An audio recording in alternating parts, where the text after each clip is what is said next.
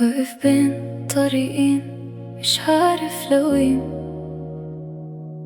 في كتير أسئلة جواتي مخبين، خايف اقع والشجاعة شوي ناقصة، بس كل خطوة يا لقدام يا لورا. طريقين قدامي مش شايف بوضوح شو رح يصير وشو رح يضل متل ما هو.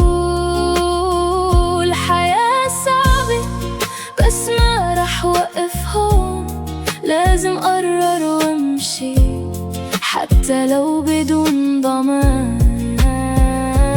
يمكن ولا طريق غلط بالحقيقة، طالما عم كمل بلاقي حالي بالطريقة.